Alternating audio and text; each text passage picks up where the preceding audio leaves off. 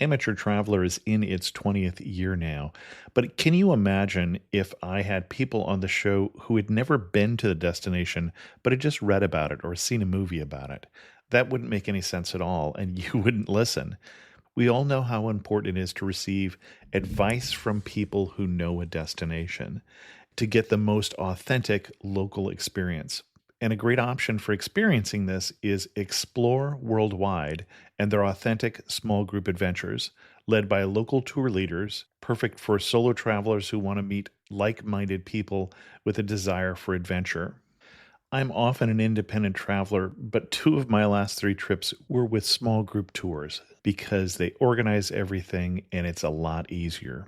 If you want to recreate the tour I did to Malta, they have a Malta and Gozo Discovery Tour. I'm intrigued by one of their tours called A Taste of Sicily. The company again is Explore Worldwide, and visit exploreworldwide.com to learn more. And thanks to Explore Worldwide for sponsoring this episode of Amateur Traveler. The nights are long, the days are short, and the weather is chilly to downright cold, depending on where you are. It's a good time to slip into a Quince iconic Mongolian cashmere sweaters, which start at only $50.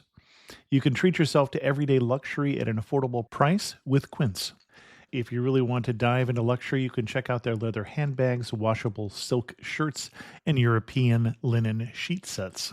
Whatever you're looking for at Quince, all the prices are 50 to 80% less than similar brands, and they do that by partnering directly with top factories and cutting out the middleman. They only work with factories that use safe, ethical, and responsible manufacturing processes. And of course, they use premium fabrics and finishes for that luxury feel in every piece.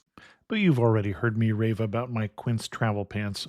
Treat yourself this winter without the luxury price tag. Go to quince.com/traveler for 365-day returns plus free shipping on your order. That's QUINCE.com/traveler to get free shipping and 365-day returns. Quince.com/traveler, and thanks to Quince for sponsoring this episode of Amateur Traveler. This episode of The Amateur Traveler is brought to you by Audible. Please visit audiblepodcast.com/traveler for your free audiobook download. I got my bags packed on a roll. I'm heading out there and I'm ready to go. I'm looking real good in my passport photo. Amateur Traveler, episode 180. Today, The Amateur Traveler gives you one of the coolest shows you've heard so far as we go to Antarctica. One more cathedral, got to sit in one more cafe. I know that I should be heading home, but maybe not today. Welcome to The Amateur Traveler. I'm your host, Chris Christensen. I'm very excited about today's show, but before we get there, I have two news stories for you.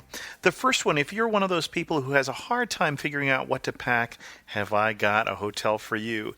Germany has its first nudist hotel. Guests will be required to remove their clothes at the entrance and must be naked at all times while on the premises, according to the strict house rules that have already been posted on the internet. And the second story is not a real big news item.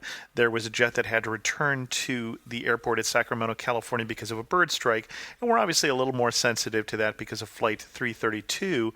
This was not a big deal.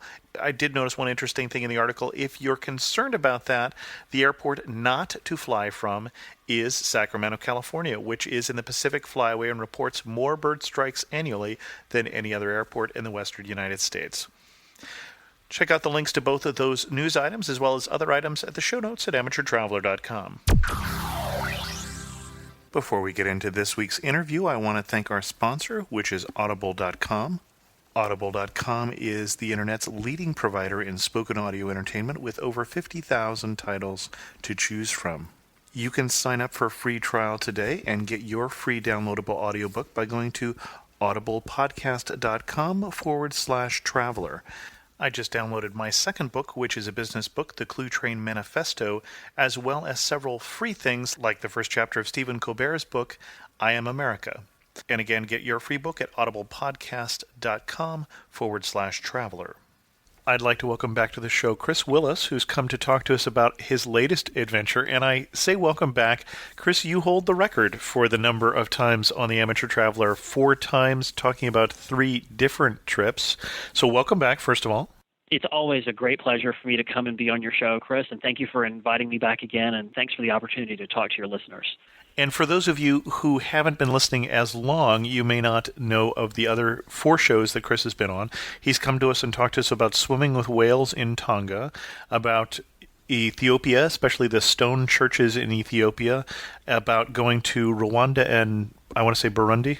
No, Uganda. Uganda, sorry, I knew I had the wrong one there, to see the mountain gorillas and the chimpanzees, and going to Mongolia and seeing the wild horses. And again, you come to talk to us about a wildlife experience. Well, that's the thing that really gets my wife and me interested in traveling. And this latest trip, which was to the Falkland Islands and South Georgia Island and a piece of Antarctica, was one that got planned at the last minute, but one that we've been talking about doing for several years now. Now, your wife has accused you of picking places to go that will get you back on the Amateur Traveler. Yes, and that's actually one of my main motivations for any trip that I plan. And I feel a little guilty. I feel like you've spent more money on the show than I have here. Well, but I also got to go to some really great places and do some wonderful things, and this trip was no exception. Okay. And what stands out for this trip from you? The thing about going down toward Antarctica, both Antarctica itself and the sub-Antarctic islands that we visited, is they are so incredibly different from any kind of wildlife experience you have anywhere else on the planet. Imagine an ecosystem that survives entirely on the ocean because the climate is so harsh there are not any plants or trees on the land. So there are no land animals at all. There's no land herbivores, no land predators. Everything is based in the sea. And it's a completely unique ecosystem. And the other thing about being down there is everything is on such an epic scale. The very first landing we had in South Georgia was a king penguin colony that had 240,000 penguins in it. Oh, my goodness. We visited an island that's used as a breeding site for wandering albatrosses, and we had wandering albatrosses flying right over our heads, and it's the world's largest flying bird with a wingspan of 11.5 feet. You know, you get down to Antarctica, there are these icebergs the size of cities floating around, huge mountains, immense glaciers, and just a profusion of life everywhere that doesn't merely hang on in the face of adversity, but flourishes there. And to me, that's what's special about going down there. Interesting. So you started in the Falklands? Well, we actually started in Ushuaia, which is a small city in the southern tip of South America. That's where most Antarctic cruises depart from, and cruising is really the only way to go down there. There's no hotels or anything, and you can't fly down there. So Ushuaia is a town of about 50 or 60,000 people right at the southern end of Argentina on Tierra del Fuego Island. So we started there and then sailed out east from there to the Falkland Islands. And the Falklands, obviously, we know better probably from the war with Britain and Argentina than we do about the wildlife there. But what do you go to Falklands to see in terms of wildlife? Well, what's funny is you get there and you have the impression of why were 2 countries fighting over this piece of land because there's not, I mean, it's got a population of about 2,500 people. There's no major industry there other than fishing and tourism, and they're kind of semi-barren, sort of hilly islands, and they're much more renowned as an area for fishing, for commercial fishing, and for tourism around wildlife than anything else. And the wildlife that you generally will see there consists of certain species of albatrosses, like black-browed albatrosses, which is kind of a small albatross species with a wingspan of about 7 feet. There are several species of penguins that live there. Most people don't realize it, but most species of penguins live outside of Antarctica. Only a few actually live in Antarctica itself. So you've got rockhopper penguins and Gen 2 penguins, a few, and Magellanic penguins living in the Falkland Islands. And at certain times of year, you have a large breeding group of elephant seals there. We were there too late in the year to see them in their breeding ground, so we didn't see any there. But we did see tons of rockhopper and Magellanic penguins and lots and lots and lots of black-browed albatrosses. Anything particularly stand out for the picture that you have that most captures the Falklands for you? Well, my most fond memory of the Falklands is a landing that we did on a western island called Saunders Island. And Saunders Island has a beautiful white sand beach that's about a mile long in the middle of it, and then these kind of rocky hills on either side of it. And we landed on the beach, and I strolled down this beach and then found a rockhopper penguin colony and sat down on the rocks at the bottom of the colony as these penguins were coming in and out of the ocean.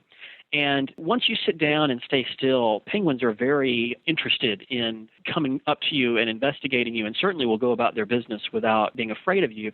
And I just spent a couple of hours just sitting there and photographing them and a few Magellanica penguins as they were coming in and out of the water. I would say probably my favorite picture that I took in the Falkland Islands was one of a couple of rockhopper penguins kind of splashing in the surf as they were coming in and out of the water. Okay. The other picture that I think is really one of my favorite ones was one that my wife took on West Point Island, which is a breeding colony for black-browed albatrosses. She took a really super picture of a black-browed albatross chick sitting on the nest, and we were able to observe those parents and chicks on the nest at a range of 5 to 10 feet because they're visited by tourists from time to time and they're not afraid of people. The picture of that baby albatross sitting on the nest is another one of my really emblematic ones of the Falkland Islands to me. And I should say that for those of you who are not listening to the enhanced version where you have the picture there in front of you, you may just want to pause this one and listen sometime when you can listen on the computer. And I'll have a link to Chris's pictures on the show. And this is going to be an episode that it's going to be worthwhile to be looking at the pictures while we're talking about it. And then I've lost my train of thought right around then. Let's see. We were talking about the Falklands and talking about what my favorite pieces of it were. And I had just told you about the black-browed albatross colony. Mm-hmm. At the Devil's Nose is the name of the place, actually. The Devil's Nose? Yeah, the cove where we visited this colony of black-browed albatrosses and rockhopper penguins together is in an area called the Devil's Nose on West Point Island. And I'm curious, I don't know if you know the answer to my question, why are they called rockhopper penguins? Well, the thing about that is all penguins exhibit behavior of hopping around on rocks. They don't have very long legs, right. So they've got to hop from place to place, and they tend to nest in rocky areas. So they'll hop from rock to rock, and rockhopper penguins do that just like everybody else. It's just that because they're a more northerly species of penguin, they were discovered earlier than other species of penguins that do the same thing. Okay. And so they were the first one to be given that name based on behavior that they really share with a lot of other penguin species. Interesting. Okay. And you talked about doing a landing. You're off in the ship, and you're coming in on Zodiac? Yeah, that's right. So what they do is they'd anchor the ship, put a gangway down the side of it. You'd go down and then jump on a Zodiac and get shuttled into shore, which was sometimes a lot more difficult than I just made it sound. Because the waves would be high, or right. the wind would be blowing really hard, or we'd be landing on a beach that had significant surf, and there was never any dock or anything for us to come up on. So right. The drill was you'd pull up onto the beach or whatever, jump in the water about knee deep and wade in. And that's how we would get on and off the ship every time we did it. And as you head further south, are you wearing any special protective clothing? You fall in the water in the Arctic, that's a bad idea, unless you're a penguin.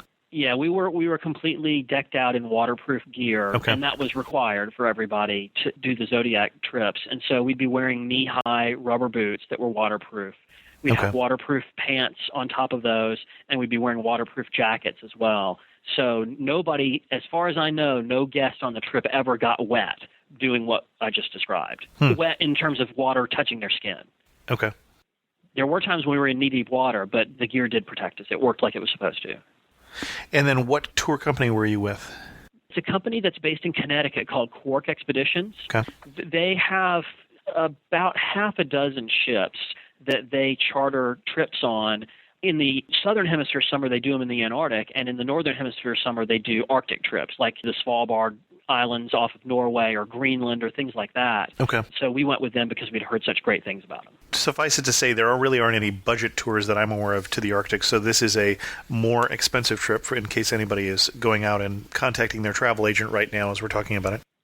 Yeah, it's definitely the most expensive trip we've ever taken. You can do it in a relative budget sense by going on a trip that just goes to the Antarctic Peninsula. Those are about 10-day trips. And I think the lowest cost I've seen on those, if you're willing to share your cabin with 2 or 3 other people, is something on the order of $6,000 or $7,000 per person. Wow. something like that. Ours was roughly double that because we were going to the Falklands and South Georgia, and that's a much longer trip that lasted 3 weeks, and it involves a lot more sailing around because you've got to go all the way out to South Georgia and then all the way back west to get to Antarctica. Okay. And the total distance from, like, the Falklands down to South Georgia down to Antarctica, how much distance are we covering here? The total miles sailed on our trip were something around 23 or 2,400 nautical miles. Okay. In between each place, it would take us a couple of days. So from the Falklands to South Georgia was 2.5 days of steaming. And then from South Georgia down to the South Orkney Islands was 2 days. It's amazing in this day and age to even have the experience of having it take 2 full days to get somewhere. But Right. It really does give you an idea of the scale of things down there. Anything else before we move on from the Falklands that really caught your attention in that particular location? Well, really, when you visit the capital, which is called Stanley, it's on the eastern side of East Falkland Island, you really do get a sense for how fiercely British the inhabitants are. Uh-huh. They're all of British descent from the time that Britain colonized the island. And it's like being in a small town in England. There's Range Rovers everywhere, and the British flag is flying all over the place. And there are all kinds of other cultural cues of being in a very British place. It's no wonder that they have no interest in seeing the Argentinians come back after what happened in 1982, because they're British through and through, that's for sure. Now, you moved on to South Georgia, and I think of South Georgia, I think of Shackleton. Yes, and there's such a strong historical association between Shackleton and South Georgia because it was the place where he sailed to from Antarctica when his men were stranded on Elephant Island in order to get his men rescued, and then had that heroic not only sail across the Scotia Sea, but then also landing on the wrong side of the island, the west side, Right. where nobody lived, and having to hike over this tremendously mountainous island to get to Stromness, the Norwegian whaling station, where he was able to arrange a rescue for his crew. We did visit Stromness, and Shackleton himself is buried on South Georgia Oh, I in a didn't small realize that. cemetery, right outside of Grytviken. He died in port in South Georgia on a subsequent voyage toward Antarctica in 1922, and rather than having his body returned to England, his family asked that he be buried in a small whaler cemetery in Grytviken, so we actually visited his grave while we were there. Interesting. But the terrain of that island, you get your first view of it from the ocean, and you have a real sense about how daunting it must have been for him and his crewmen to climb over that island, because it is a very, very rugged, unforgiving-looking landscape with these huge mountains covered with snow and glaciers, ferocious winds, ice-cold water because it's south of the convergence. It is one of the most inhospitable places you can imagine, and yet it is the home to such incredible profusion of life. You said south of the convergence, and I'm going to make you Yes. define that. The water around Antarctica is very cold. It hovers near freezing year-round. The convergence is the point in the ocean where that cold mass of water meets the relatively warmer water of the South Atlantic, South Indian, and South Pacific Oceans. Okay. It's a line that actually stays relatively stable year to year, and it's an area where the cold and warm waters mix together, and that mixing of waters churns up a lot of nutrients and creates a tremendous bloom of plankton, which then serves as food for whales and seabirds and seals and things like that. You know you've passed the convergence because north of the convergence, the sea temperature is around 45 degrees, something like that, 45 or 50 degrees. And then as soon as you get south of the convergence, it was 0 or 1 degree Celsius the entire time for the rest of the trip, Oh, even though my, we were wow. Okay. hundreds and hundreds of miles from Antarctica. Huh. It's really amazing that that mass of water stays that cold year-round. But it's also the reason why when it gets winter down there, it freezes so rapidly at a rate of about 3 miles per day up from the Antarctic continent. 3 miles per day. Right. It just freezes. It's already almost at freezing temperature, and it just freezes instantaneously. Okay, so we've had 2 ships in the last year who've gotten stuck in the ice, one destroyed. That makes a lot more sense when you say how fast things are freezing there. Right, Interesting. although the incidents that have occurred over the past couple of years with the tourist ships had nothing to do with water freezing around them. Several of the incidents have dealt with ships running up on rocks because they're maneuvering close to shore. Okay. And there's currents and wind and all of that.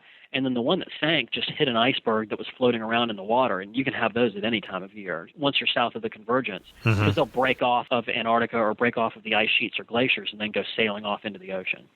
Right. Well, you talked about icebergs as big as cities. I remember there was one floating around that was as big as Delaware. So Right. That was a record that came off I think it was the Ross Ice Shelf. I think that's right. Interesting. So anyway, South Georgia was really super, and it's super from a historical standpoint to see the places that are associated with Shackleton, but it's also super from a wildlife standpoint. And like I said, we landed at that giant king penguin colony that had 240,000 penguins. We saw all these wandering albatrosses and other species. And the other thing that was an ever-present force every time we landed on South Georgia were the Antarctic fur seals, which is one of the most interesting animals we encountered anywhere on the trip. Superficially, they look a lot like a California sea lion. They're similar in size and body shape, and they can move around like a sea lion by kind of tucking their hind flippers up under them and kind of running along. And they can get up to a pretty fast clip, which makes them kind of dangerous because they really, really don't like people coming near them. They're very territorial and extremely aggressive. And the babies are really cute. The fur seal pups, they weigh 10 or 15 pounds, and they can charge you all day long, and they can't follow through on their threats. But the big males will weigh 400 pounds. And when one of them comes running towards you with teeth bared, kind of barking and growling at you, it's a very intimidating experience. And they actually gave us a briefing on the way out to South Georgia to help us not get bitten by them. Because if you run away from them, that just encourages them more. They say dogs and bees can smell fear. I guess Antarctic fur seals can too. So running away from them is the surest way to get bitten by one. So if one comes after you, you're supposed to stand your ground and threaten them back. Yell at them, clap your hands, stomp on the ground or whatever to get them to back down. And every person on the trip got a massive amount of practice doing that because there are thousands and thousands of fur seals everywhere you go. Interesting. It's estimated that there's probably over 1 million of them living on South Georgia alone. And an interesting fact about them is they were hunted in the 19th and 20th centuries to what was believed to be extinction. Well, that's what I was going to ask, if they were protected now. Their fur was very valuable for the export trade to China, and so American and British sealers just ravaged the populations. And they thought they got all of them.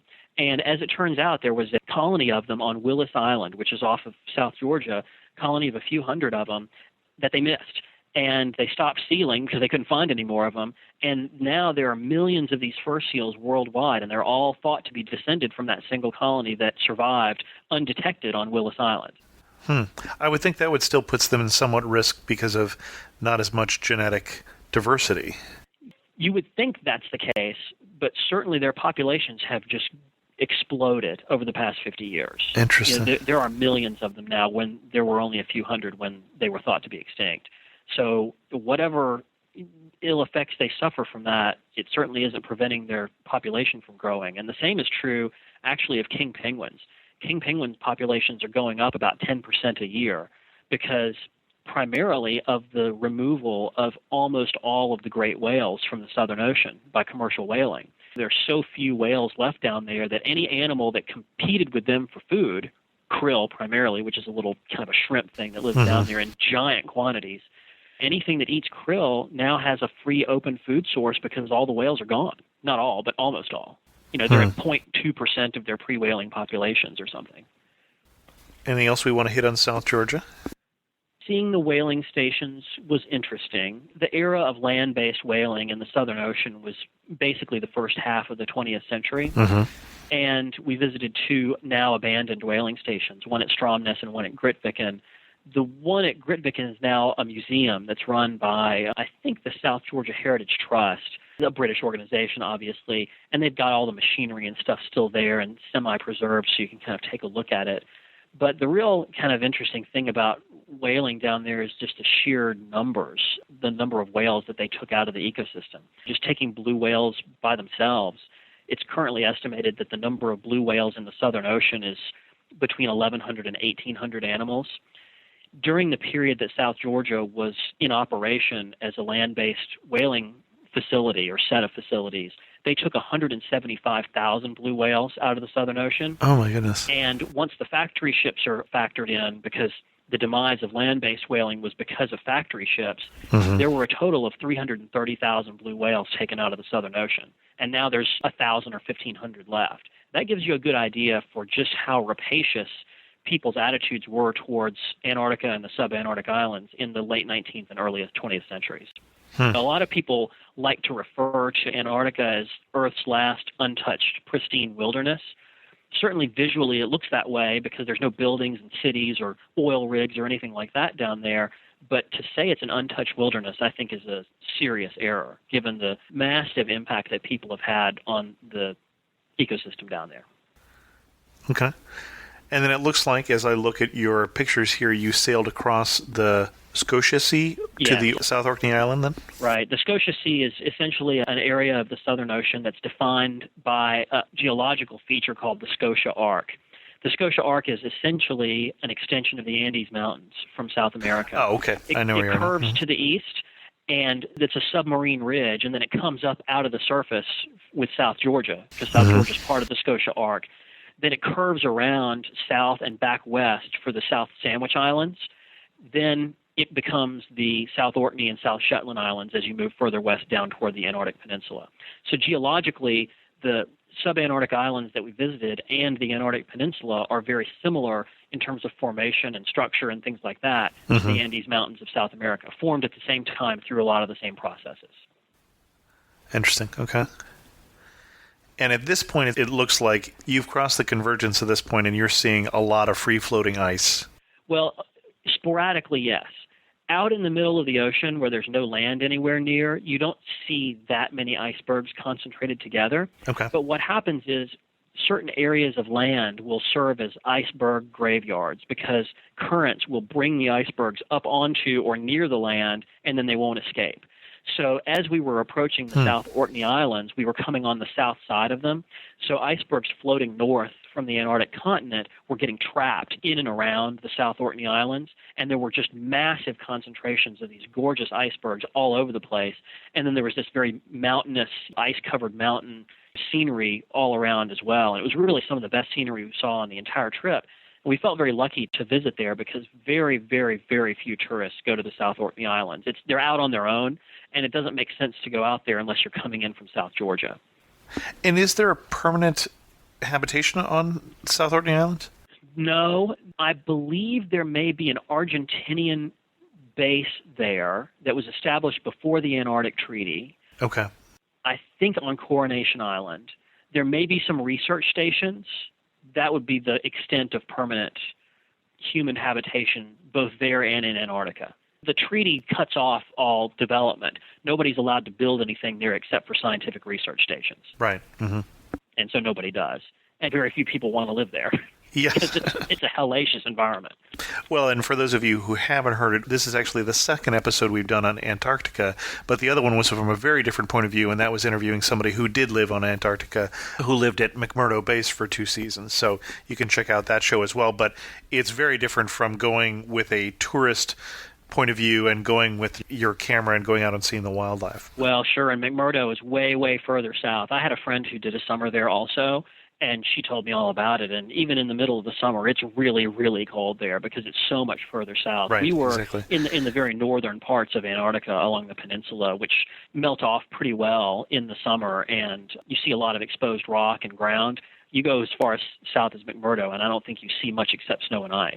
Right, and actually, if you check out that episode, we'll show you a picture of the South Pole also, as Mark, who was the guest on that, did get down to the South Pole on 1 or 2 occasions. So, No, that's very cool. yes, cool in many ways. Yeah. And very, very arid. Right, exactly. Most people don't realize it, but Antarctica is the driest continent on Earth. It gets Right. the least precipitation of any continent on Earth. And even though it's covered with an ice sheet about 3 or 4 miles thick in most places, it gets very little precipitation. Right, exactly. So your next port of call here, or your next stop really, is the Coronation Island. Right. Coronation Island is the biggest of the South Orkney Islands, and we made a landing there at a place called Shingle Cove to see a colony of Adelie penguins. And again, we felt really lucky to land there because Coronation Island in the 2007-2008 season got a grand total of 102 visitors. And so, we're visiting a place that's visited by almost no one. Wow. And Okay. it's just really cool to visit a place that few people get an opportunity to see. And there was this great, very steep, rocky cove that we went into that was home to several hundred Adelie penguins. Now, when you're going someplace that gets so few people, does the wildlife react differently to human visitors? The fur seals sure did. Because There were some bull fur seals on the beach there that were really, really obnoxious. And we actually had to put up a kind of a line. The tour leaders did. They put up kind of a line of coolers and stuff that we couldn't go past because the bull fur seals over there were so aggressive because they don't see people that often. The penguins don't react differently because they don't have any natural fear of anything they encounter on the land because there are no land predators down there. And so you can certainly scare them if you try. If you go walking towards them really quickly, they'll run away from you. But if you stay still or sit down or get down on the ground, they are not concerned about people at all, and sometimes they're affirmatively curious. These Adelie penguins were exactly the same way. They went about their business and did whatever they were doing without really paying much attention to us. And got an opportunity to see the chicks, who were by that time big enough to be walking around. Whenever a parent would come up out of the water and make its way up to the area where the nests were, the chicks would start chasing the adults around trying to get fed. We're not using the usual set of questions because it's a different kind of trip. We're not going to talk about where would you stay and what did you eat. Right. Although the food on the boat was really awesome. Oh, really? They really went over the moon with respect to the food. They took a lot of care and spent a lot of effort on these elaborate multi-course meals, both for lunch and dinner every day. And the quality and amount of food were both great. Not that that's a big priority for me. I don't really care about stuff like that. But for people who are into taking a cruise to eat, this would have been perfectly fine. What was the best day you had? We talked about a number of different places you stopped so far. What really stands out? Probably my favorite day of the trip was the last day we were in Antarctica, and the landing that we made on Cooverville Island was my favorite one because, first of all, we had a nice day. It was nice, reasonably sunny. Cooverville Island's got about 20,000 Gentoo penguins on it, and it's also got a lot of skuas living on it. They're attracted, of course, by the penguin colony. And it was a great place to just wander around and get a lot of great shots of penguins interacting with their young, skuas flying around, interacting with each other. My wife got some super, super pictures of a Weddell seal that was sleeping on some snow on the beach, and then it woke up and did some great poses for her. And it was just a really productive landing for us just because there was so much life there and we had pretty good photographic conditions. So, and there were a number of shots that I had kind of thought of before the trip that I wanted to get of specific animals or specific behaviors. And I hadn't gotten some of them until we made that landing on Cooverville Island. And I got several of my wish list photos done that day. And so that's why it kind of stands out as a real great day for me. And I'm going to guess from looking at your pictures that one of your wish list shots was a penguin porpoising. Yes. God, that was so difficult. I mean, I knew before the trip that they did that behavior. And we're going to have to describe for people who are not looking at the pictures, what does that mean? Yeah, so they swim right under the surface, and they're going along in a group, and periodically they'll jump out of the water like a dolphin jumping out of the water, and they'll completely clear the water and then go back in and keep swimming. Well, the problem is they do it at very irregular intervals. Right. They're very fast under the water. They're real hard to see under the water unless it's really bright and sunny outside, which it was not while we were there. You never know when they're coming up. And so I worked a lot on getting those porpoising penguin shots, and I was so gratified to finally get a couple. Probably the most difficult shot I got on the whole trip. Interesting. The other shot I was really wanting to get on Cooverville was I wanted two skuas screaming together. They do this really intimidating-looking threat display where they put their wings up behind them, they'll arch their back and their neck, and they'll scream. And they're kind of vicious-looking birds, and I really wanted a decent shot of a couple of them screaming together. I had two opportunities to get a shot like that while I was on Cooverville that turned out really nice. What was the biggest surprise of the trip? It wasn't as cold as I thought it was going to be. Interesting. Even as far the south we got, which was about 65 degrees south, it's middle of summer down there. Right. So the coldest temperatures we got were 30 to 35 degrees, something like that, which you say you're going to Antarctica and people think you're going to 50 below. Right. And certainly during the winter it would be, but in the middle of summer it's actually not that cold. It was colder in Atlanta the day I got home than it had been in Antarctica. Another really surprising thing was Of course, it was winter in Atlanta, we should point out, too. Yeah, of course. It was February the 3rd, the coldest part of winter for us. The other thing that surprised me a lot was just how I was impacted by what I saw. I've done a lot of things that I think are really cool. I've seen a lot of wildlife up close that has been really magnificent.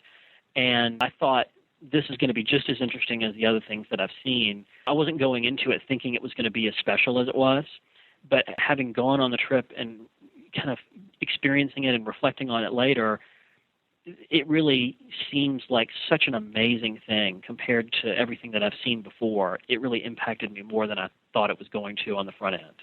Interesting. The other thing was the wind on South Georgia. My God, it was so windy. The glaciers in the mountains of South Georgia create a lot of wind. We never had calm winds there, and we had 2 days where it didn't go below 50 knots all day. And, just for comparison purposes, for people who live on the Gulf Coast or the East Coast of the United States, at 45 miles an hour is a tropical storm. And we measured gusts on our ship as we were trying to find a place that was sheltered from the wind. We got a couple of gusts in the 80 and 85 knot range, which is Category 1 hurricane speed. And this was just wind that was being created by the ice and glaciers and mountains of South Georgia, and it just would not let up. The only time I've ever actually been blown over by wind while I was walking. Oh, my goodness. And so it was really, really, really windy, and that surprised me. I was going to ask you the biggest warning you would give, and that sounds like that might be one of them.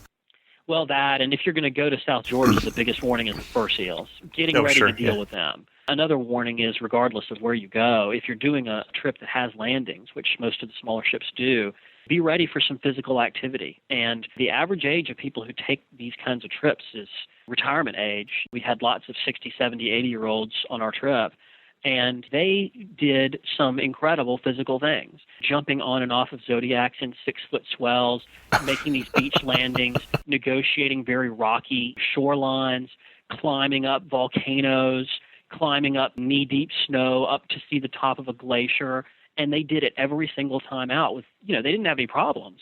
But it's a physical trip. It's not cushy in any respect. But it's totally worth it and really wonderful. And I was very impressed that we had 112 people on our trip, and every single person did all those things that I just mentioned without any difficulty. What is one thing you brought with you that you were really glad you packed? Well, I don't know. I mean, I spent almost all my time for the trip preparing. I had the advantage of a trip report that had been posted on the Fodors forum by someone who had been there a couple of years ago, and she gave a super explanation of kind of the clothes to take. I just followed her packing advice for clothes, and I was never cold, and frequently I got hot on the landings because I was dressed appropriately, but then I'd start running around or whatever. I could tell you pieces of camera equipment that I brought. I'll tell you that my favorite lens of the trip was my 100 to 400 zoom. That came in really handy throughout the trip because I needed the flexibility of that focal length range throughout the trip. It's hard to pinpoint a single thing because it was a photographic trip for us, and I spent most of my planning time thinking about what cameras and lenses I'm going to take. And I ended up taking more than I needed, so I took a couple things I didn't use, like my monopod. I didn't use at all. That was a stupid mistake to bring that. Well, that you'll need on your next trip when you go on safari there in Tanzania. It works better in the Land Rover than a tripod. So. Right. I was going to take the monopod and then get some safari sacks also and have them to put on the roof or on the windows or whatever. But yeah, I've already started doing my reading for that trip. The real question for that trip is, am I going to take a 500-millimeter lens with me or not? Because I kind of want to. But the problem is the weight limits on those little flights in Tanzania. Right, exactly. You've got 40 pounds per person, and like my camera bag for this trip weighed 37 pounds. Oh, my goodness. Okay. So I've got to do something. What was the time you felt furthest from home on this trip? The most alien landscape? Well, probably the time I felt most removed from civilization and most removed from home was when we were at sea. Because you'd be at sea for 2 solid days, and you'd go out and there'd be birds with the ship, because albatrosses and giant petrels like to follow ships. So you'd always have a few birds around the ship, but you could look as far as you could see in every direction for hours on end and not see any other land, not see any other ships. Maybe you see a whale every once in a while, but you really have the sense of being out there isolated and literally in the middle of nowhere. So that was probably the time that it felt most distant to me. As we go to wrap this up, if you had to summarize this whole experience, the whole Antarctic experience, in 3 words, what 3 words would you use? Do they have to be together? No. Or can they be independent of one another? They can be independent of one another. Okay. Well, let's see. I'll say epic for the scenery. I'll say hardy for the wildlife, Okay. hanging on in the conditions that they do. And I'll say cold. Because not just from the cold temperatures, but the whole place looks cold. Right. Every piece of ground's got ice and snow on it. There's icebergs floating around all over the place. The whole place just looks cold, colder than it actually is in the summer. So those would be my 3 words. Chris, thank you so much for coming back on the show and sharing with us your continuing wildlife experiences and adventures. Well, thanks for having me. I always appreciate the opportunity to come and talk to you and talk to your viewers, and hopefully I'll have a chance to do it again in the future. I got a letter this week from Teresa, and Teresa wrote, "Hi Chris, my husband is addicted to your show, primarily because he doesn't fly and it gives him the ability to travel without leaving our city. Due to the fact that I just got back from Guadalajara, Mexico, he wanted to share your podcast on Mexico City with me. I really like your interviewing style. It's wonderful. The questions you asked were insightful. I can tell you used thoughtfulness and imagination when cultivating your questions. Keep up the great work. Now I'm a fan. We're listening to your interview on Puerto Vallarta right now. Have a great day, Teresa." Now, of course, Teresa, you're going to discover, unfortunately, that a lot of questions are the same from show to show, and the ones that aren't, I probably thought of on the spot, to be honest. Usually, if you hear me commenting on the show, that's something that's coming off the top of my head from my knowledge of a particular place or perhaps of my experience there. I just want to be upfront and honest with all of you. I don't do as much prep as I hope it may sound like. And with that, we'll start to wrap this up. I do have one favor to ask. As I'm working on my search engine optimization strategy for the podcast, for the Amateur Traveler, if you have a website where it would be appropriate, if you could give a link to the Amateur Traveler, that would be terrific. It would be of particular interest if you happen to have an .edu or a .gov domain, and again, it's appropriate, because those particular domains have higher value in terms of making a site show up higher in Google. With that, we'll bring this episode of The Amateur Traveler to a close. My son has just got home from college, and tomorrow is his 21st birthday, so I want to go help him start that celebration. If you have any questions for me, feel free to leave a comment at amateurtraveler.com or drop me an email at host@amateurtraveler.com. And remember, don't forget to follow me on Twitter or join the Facebook fan page. And as always, thanks so much for listening. Got to see one more cathedral.